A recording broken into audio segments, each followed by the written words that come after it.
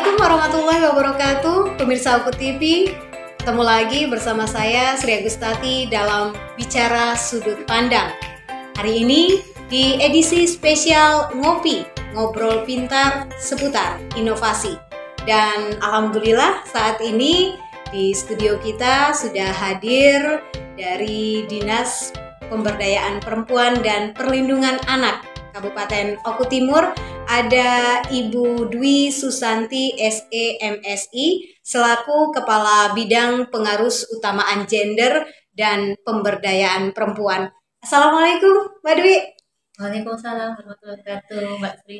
Iya, baik Mbak Dwi, terima kasih sudah menyempatkan diri hadir ke studio kami pada hari ini untuk kita berbincang-bincang dalam program Bicara Sudut Pandang edisi spesial Ngopi, Ngobrol Pintar seputar inovasi.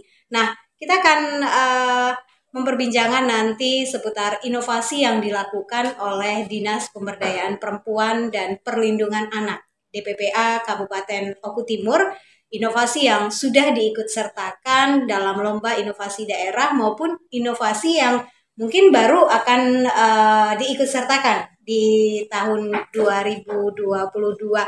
Langsung saja nih untuk inovasi yang sudah dilaksanakan oleh Dinas Pemberdayaan Perempuan dan Perlindungan Anak pada tahun 2021 ya, dalam lomba inovasi daerah. Itu inovasi apa sih, Mbak?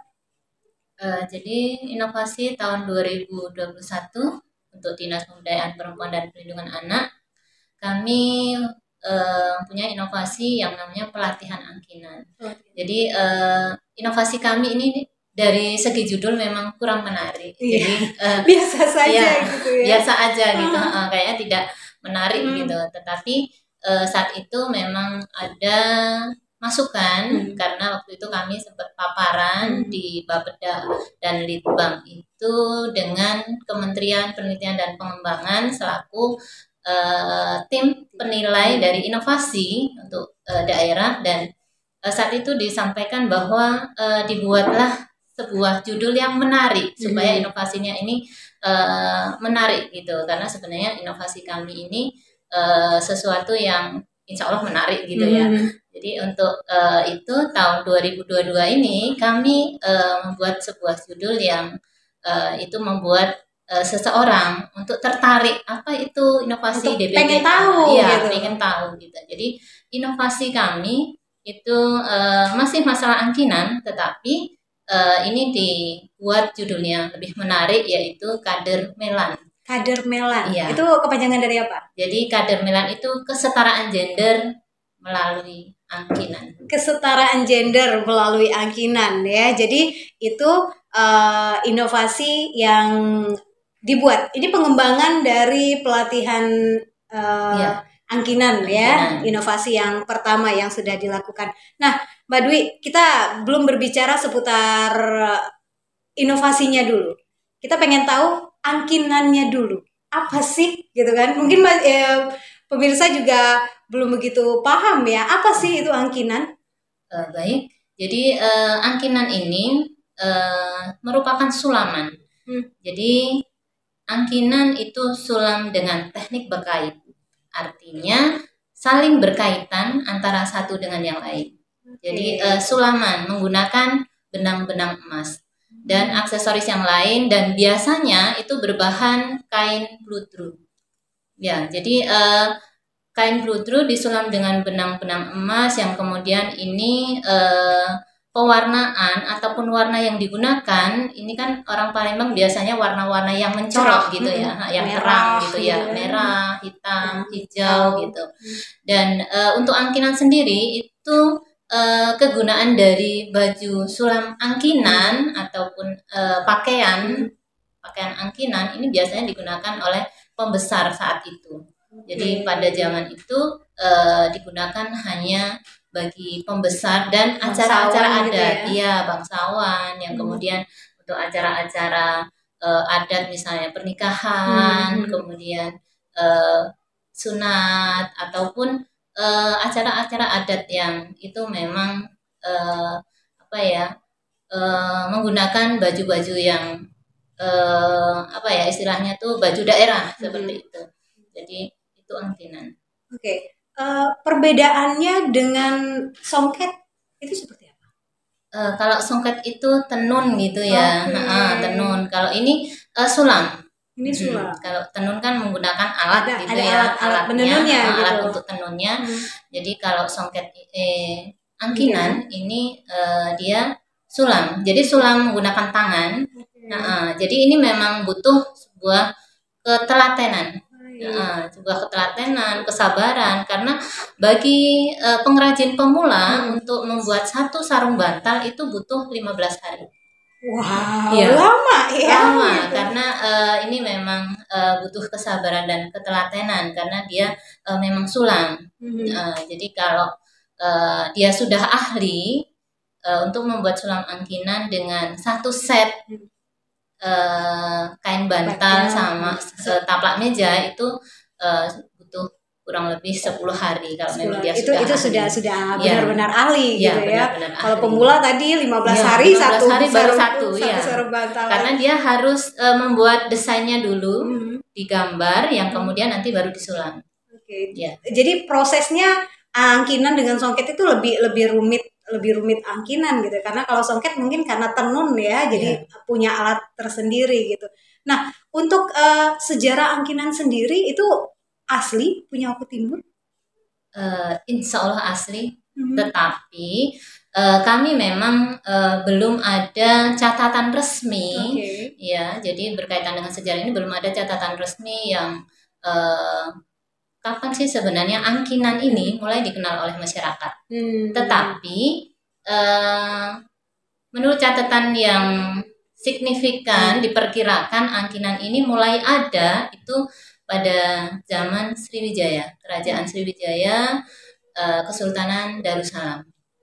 Ya, jadi pada tahun 1947 itu dikembangkan angkinan oleh seorang ibu yang bernama Ci Ayu.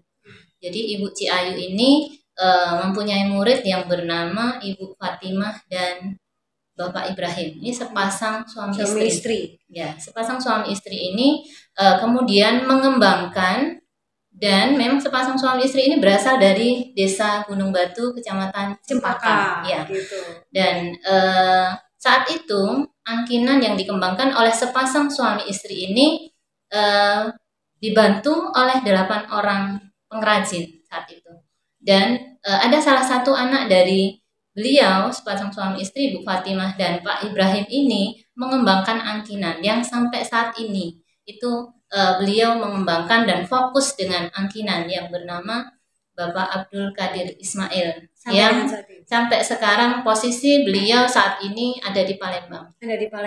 Tapi masih insya Allah masih mengembangkan, dan kita di Oku Timur ini sampai saat ini juga angkinan itu dikembangkan dengan pengrajin yang insya Allah kurang lebih ada di atas 30 orang. Terus dilestarikan gitu ya, terus dilestarikan. Nah, untuk motif-motif angkinan itu sendiri seperti apa? Berkaitan dengan motif-motif angkinan, jadi motif-motif angkinan ini ada 10. Awalnya ada 10 yang itu ada ini yang baju yang saya pakai ini ada 3 motif. Jadi motif ini salah satunya motif kipas, kemudian motif angsa, motif palu-pala gitu, palu-palu, kemudian motif sulur-sulur daun, motif timun, biji timun, kemudian motif mapan-mapan, motif SS, motif sikok jala, kemudian motif bunga teratai. Ya, jadi kembali ke baju yang saya pakai ini adalah baju batik dengan motif angkinan.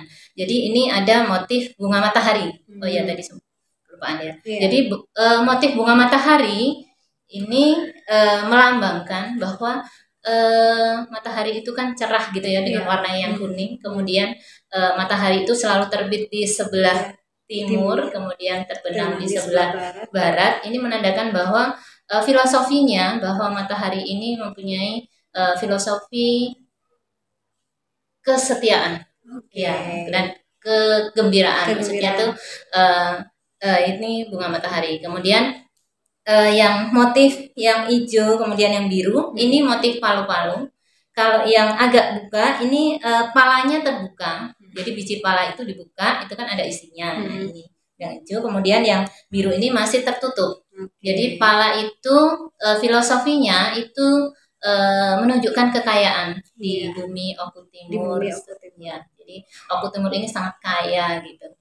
Kemudian biji timun yang di bawah ini yang kecil-kecil ini biji timun, Mbak. Jadi biji timun ini melambangkan bahwa keelokan bahwa laki-laki dan perempuan itu sangat elok, diibaratkan dengan mempunyai gigi yang sangat rapi gitu. Seperti jadi, itu filosofinya ya. Yang kemudian saat itu pernah Sanggar Sebiduk Sebuhaluan itu mempunyai seragam itu dengan motif angsa. Jadi motif angsa yang kemudian juga Dekranasda itu juga punya seragam dengan motif angsa, cuma warnanya beda. Ketika Sanggar Sebiduk Sebuhaluan itu merah saat itu, dan Dekranasda warnanya kuning. Tapi motifnya sama gitu. Ya, motifnya sama, angsa gitu. Kemudian dari motif angsa ini mempunyai filosofi bahwa angsa itu kan kalau banyak dia pasti ada yang di depan satu, kemudian yang di belakangnya gitu. Dan dia arahnya sama. Ketika satu yang di depan arahnya ke barat, yang belakang mengikuti. Itu menunjukkan bahwa di dalam satu tim itu perlu adanya kerjasama. Jadi kerjasama kita ketika di dalam sebuah tim, sebuah organisasi mempunyai satu tujuan, satu goal, itu perlu adanya kerjasama seluruh tim yang ada di situ. Ketika kerjasama itu ada, insya Allah goal itu bisa tercapai. Bisa terrealisasi ya Mbak ya. Angkinan ya yang kita bahas pada awal jumpa kita pada hari ini, dan nanti kita akan lebih dalam lagi membahas seperti inovasi yang dilakukan oleh DPPA seputar angkinan. Kami akan kembali setelah yang satu ini.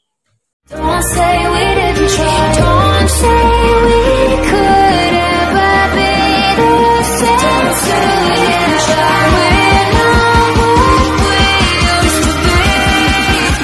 Don't say you wanted me.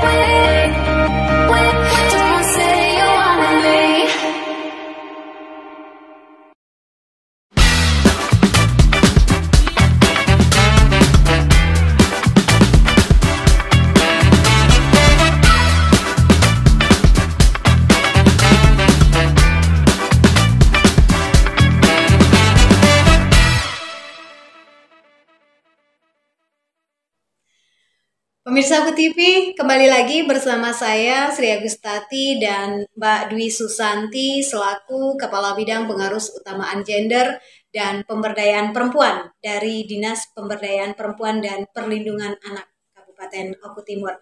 Nah, Mbak Dwi tadi sudah sempat dijelaskan seperti apa sih itu angkinan, kemudian sejarah dari angkinan itu sendiri, bahwa ternyata proses pembuatannya juga agak sedikit rumit ya dibandingkan dengan kain-kain lain, songket dan lain sebagainya.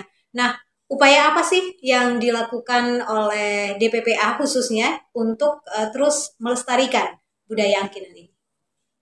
Baik, jadi berkaitan dengan pelestarian yang dilakukan oleh Dinas Pemberdayaan Perempuan dan Perlindungan Anak berkaitan dengan angkinan itu kemarin kami melakukan yang pertama adalah lomba UP2K. Jadi UP2K itu upaya peningkatan pendapatan keluarga sejahtera. Ini diikuti oleh 20 kecamatan yang mereka menampilkan produk dari perempuan yang menjadi unggulan di kecamatan masing-masing. Dan saat itu Kecamatan Cempaka itu mengirimkan yang namanya sulam angkinan. Ya, sulam angkinan ini yang kemudian oleh Ibu Ketua TPPKK Kabupaten Oku Timur, Ibu Dr. Stella Nobeta, SPA Mkes, ini kemudian dibawa ke acara Dekranasda Provinsi yang kemudian saat itu diminta oleh Ketua TPPKK Provinsi Sumatera Selatan untuk fokus dikembangkan di Kabupaten Oku Timur. Jadi kemudian yang kedua, lanjutan dari lomba UP2K dalam rangka pelestarian ini adalah melalui pelatihan. Karena di awal itu angkinan ini orang nggak begitu kenal, nggak begitu tahu. Jadi malah plesetannya itu angkringan gitu ya. Iya. Jadi kalau angkringan ini kalau di Jawa itu makanan, nasi kucing gitu Pak ya. Jadi ternyata angkinan ini sulaman gitu ya. Beda. Jadi beda jauh gitu. Satunya makanan, satunya sulaman. Jadi kembali pelatihan yang pertama itu pelatihan sulam angkinan itu diadakan di Gedung Serbaguna saat itu Kecamatan Buai Madang yang langsung dibuka dan diikuti oleh Ibu Ketua TPPKK karena saking ingin konsen terhadap pengembangan ataupun pelestarian dari angkinan ini. Yang kemudian saat itu dari pelatihan itu kemudian di grup OPD itu oleh Bapak Kadin di-share kegiatan kami yang kemudian ada kepala OPD yang menyarankan gimana kalau dibuat seragam. Ya, jadi saat itu kemudian akhirnya jadilah seragam yang saat ini saya pakai. Jadi ini adalah seragam batik angkinan yang dengan motif, artinya ini batik dengan motif-motif angkinan karena ketika yang sulaman itu dia tidak bisa diproduksi secara besar-besaran dalam waktu singkat. Jadi seragam ini sebagai upaya untuk pelestarian. Jadi orang tahu, oh ini angkinan. Jadi untuk saat ini angkinan itu kan sudah sedikit familiar gitu ya. Jadi orang kenal, oh ini batik angkinan. Kita punya seragam ketika kita menjadi identitas lah ya. Kita misalnya melakukan perjalanan dinas dengan ketemu dengan kabupaten lain, kita punya seragam pegawai Kabupaten Oku Timur yang motifnya menggunakan motif-motif angkinan.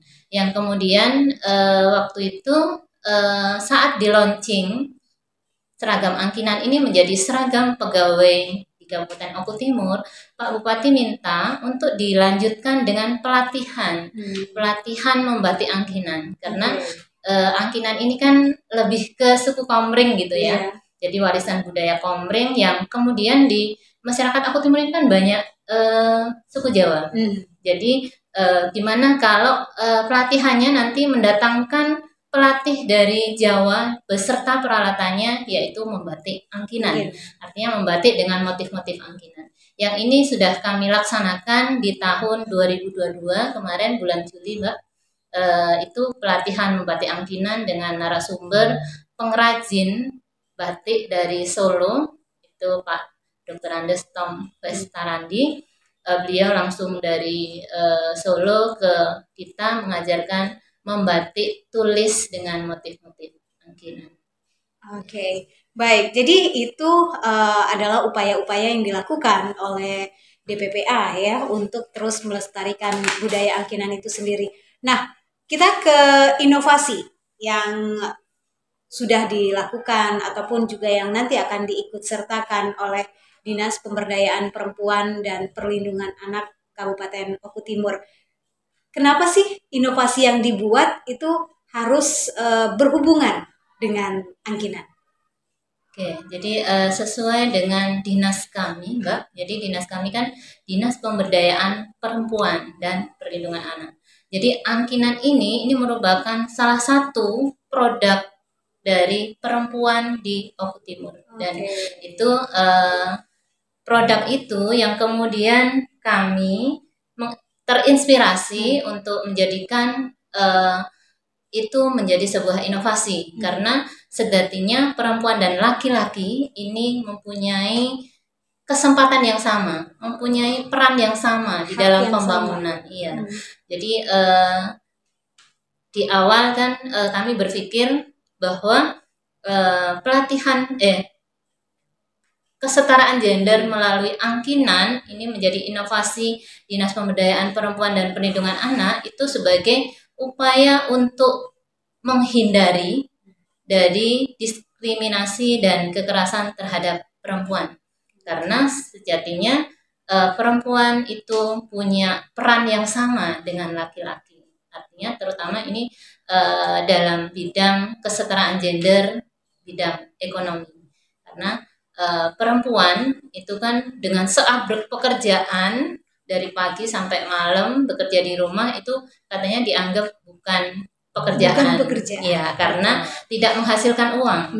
Berkaitan dengan angkinan, jadi perempuan di Oku Timur dengan produk angkinan ketika sulaman itu kan harganya cukup mahal lah ya, karena dengan satu taplak meja aja bisa bernilai 250 sampai 300.000 satu taplak meja. Ya, artinya kan dengan adanya perempuan punya produk dan mampu dijual, itu perempuan mempunyai kontribusi terhadap peningkatan pendapatan keluarga, yang itu artinya perempuan punya kontribusi terhadap pembangunan, yang endingnya kan bahwa kesejahteraan itu bisa terwujud. Artinya perempuan dan laki-laki berkesempatan yang sama untuk menjadikan Oku Timur maju, lebih mulia, lebih mulia. Jadi tidak hanya dipandang bahwa di rumah saja tidak melakukan apa-apa gitu ya. Baik, nah itu tadi untuk tujuan dari dibuatnya inovasi kader Melan, kesetaraan gender melalui angkinan. Nah, untuk menuju ke kesetaraan gender itu sendiri yang dilakukan oleh Dinas DPPA itu apa? Jadi kesetaraan gender itu kan artinya sejajar ya Mbak. Jadi sejajar antara laki-laki dan perempuan. Jadi terutama di bidang ekonomi. Jadi kesetaraan gender ini kan nanti muaranya itu akan tercapainya sebuah indikator yang namanya IDG, Index Development Gender, atau lebih pada lebih familiar itu bisa dikatakan Indeks Pemberdayaan Gender. Jadi Indeks Pemberdayaan Gender ini indikatornya adalah partisipasi perempuan itu di bidang ekonomi dan di bidang politik. Nah, DPPA kaitannya dengan Indeks Development Gender ini yang sudah dilakukan itu adalah memberikan keterampilan kepada perempuan untuk supaya mereka mempunyai dengan keterampilan itu agar mereka bisa mempunyai pendapatan, punya penghasilan, mempunyai penghasilan. Artinya perempuan pun bisa sejajar dengan laki-laki dalam hal ini yang di rumah dianggap tidak melakukan pekerjaan karena tidak bernilai rupiah, ternyata di rumah juga bisa menyulam angkinan yang kemudian bisa dijual secara online, itu bisa menghasilkan uang. Jadi bisa juga untuk membantu perekonomian keluarga gitu ya. Nah,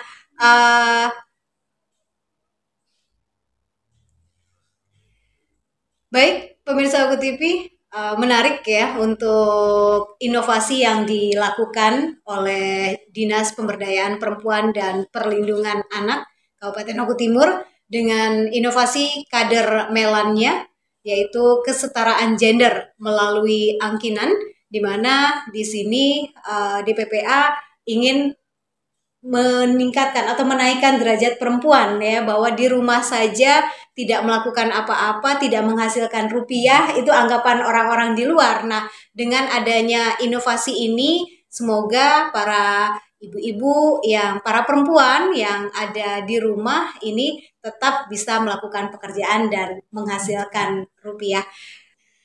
Pemirsa Oku TV, menarik ya perbincangan kita bersama Mbak Dwi Susanti dari Dinas Pemberdayaan Perempuan dan Perlindungan Anak. Jadi kita tahu seperti apa itu angkinan. Kalau selama ini mungkin hanya dengar namanya saja, atau mungkin juga seperti yang Mbak Dwi tadi sampaikan, ada plesetan ya sebelum akhirnya terkenal ya sulam angkinan ini. Angkringan orang-orang waktu itu sempat